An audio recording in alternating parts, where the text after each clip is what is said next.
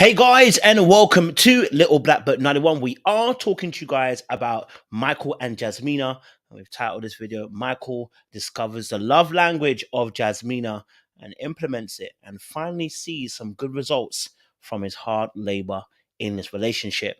Listen, if you are new to the channel, you want to hear more of my thoughts around their relationship and the blossoming of their relationship so far from what we saw from this last episode, then like, share, subscribe, click on the bell button for notification of the uploads if you're new. And if you're returning, you already know the motto around here.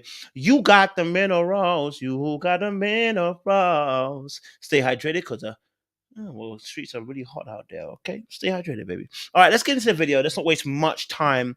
I think talking about Michael and Jasmina really is good to see them in a better light and definitely in a better place. I think what I'm really interested in is the fact that what Jasmina described as Michael kind of getting it right finally, right? In the era of communicating on her level. And I think it's really important. As much as I feel like Jasmina, moves mad at certain times, this is such a great lesson for both herself and for Michael and for anybody else watching, because communication is important. It's the message is just as important as the person receiving it understanding the message, because that's what you really want, right? You say a message, you want the other person to be able to understand what you're saying.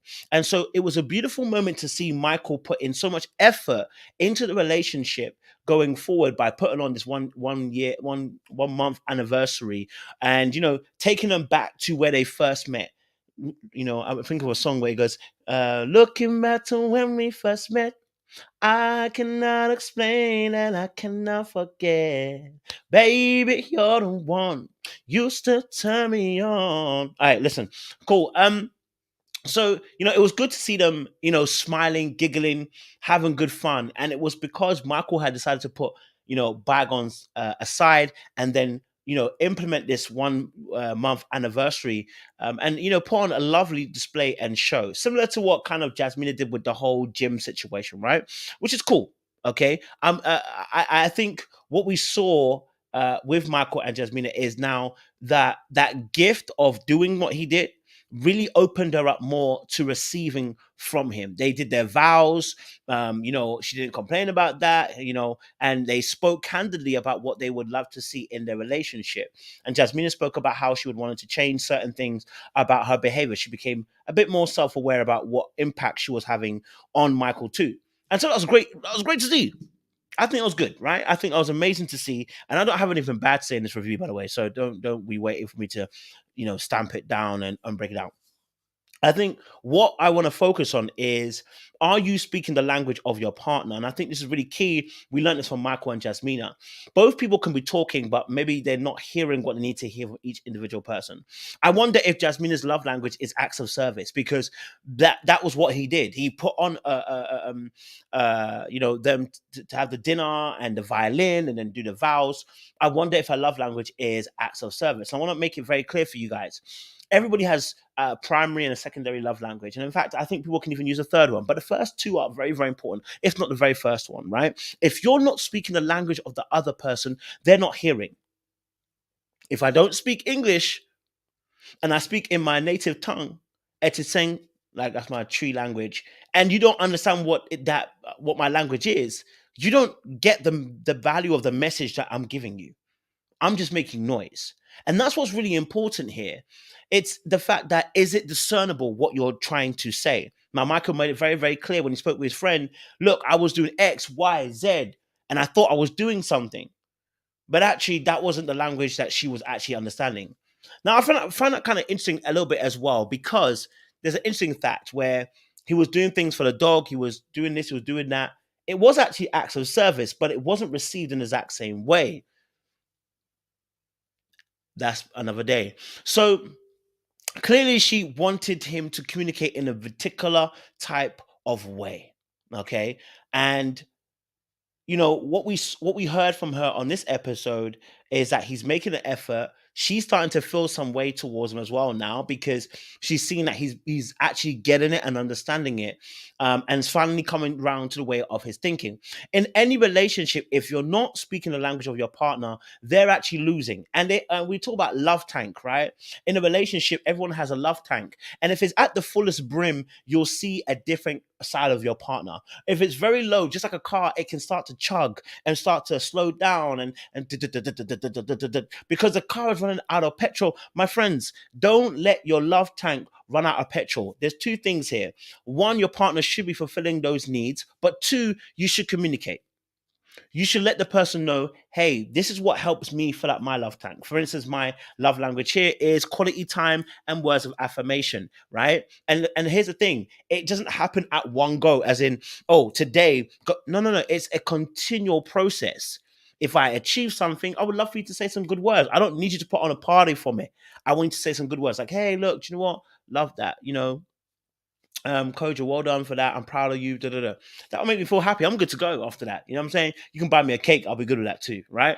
So that's me, right? Or people come and spend quality time with me. They and at time, and when I say quality time, in the sense of they want to listen or they want to talk. You know what I'm saying? And they value my opinion. That for me is big. That makes me happy, man. Do you know what I mean? I'm not hard to please. You know what I mean? I'm not hard to please. Some people it's acts of service. Some people it's physical touch. Some people you could say is gifts, right? Whatever it is. But it's up to you to find out what your partner's is. I think having experienced being more conscious and aware, and I think this is the most important part as well. Are you conscious and are you aware? You know it, but are you conscious and are you aware? Let me get some water. Let me stay hydrated. You know your partner's love language, but are you conscious and are you aware?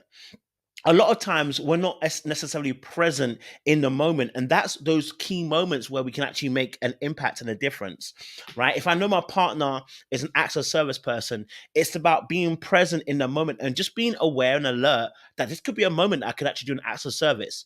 And like I said, when this becomes your second nature, because you don't have to think about it, because the difficulty is a lot of people get annoyed because like I have to think about it before I do it. You're right, you will. But if you practice this, it comes second nature. And then it becomes part of the your set of behaviors that you think, hey, listen, I know my babe would love this. She would like me to go and do it. I'm gonna go and do it for her, right? Because she'll love it. And then it just becomes part of your ethos. And you don't think about it. At the beginning, you are gonna think about it. You're more conscious and aware of it. But after a while, it becomes second nature. And then all you realize is there'll be another level you have to go to where you want to try and please a person. And this is all about making sure that the other person's needs are taken care of. Love is about servitude. And that's why I love what I heard from Michael and Jasmine, especially what Michael realized when he spoke to a friend that he hasn't been communicating her love language. That's so important. And I think what we saw is when he started talking her love language, how did Jasmina show up? We saw her more bubbly. We saw her more energetic. We saw her smiling more. We saw her just basically being more open towards him. And I think that's really important. Now, do I think that's going to make them save their marriage? Hell no. But I do believe that it's going to go a very long way in helping, produce good energy, good vibes, and maybe a thought in the back of the mind that we could make it work. I don't think they should. I'm going to be honest with you, but it could move them towards that particular space. It could, right? It could. So we leave that open. And here's another thing, just for anybody out there, don't be selfish in doing something that you love, but not taking into account what your partner loves.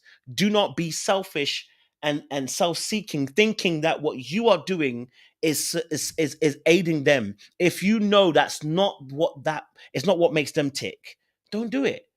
I'm not gonna say don't do it. Don't think in that way. Think in a way that's going to please your partner rather than please just you. And I think that's really important as well, because we talk about love. A man should love his wife like he loves himself. And the whole reality of that is that if I put you first and you put me first, nobody gets put second. Love that. Do you understand? If I put you first and you put me first, no one gets put second. Now, of course, we'll disagree and we might not agree on everything. But the whole point is I will have your best interest at heart, and you'll know I have your best interest at heart. And that's one of the difficulties as well with relationships. A lot of us have come from dysfunctional backgrounds, don't trust our parents because they've never had our best interests at heart, so it seems. And thus, when we get into a relationship, we also assume someone might not have your best interests at heart. And that's very difficult to let go. Difficult to let that kind of feeling go as well. It creates you to be in a space where you're always fighting, just to be seen, heard, and understood. But I love the surprise once again. And again, I love to see them being happy.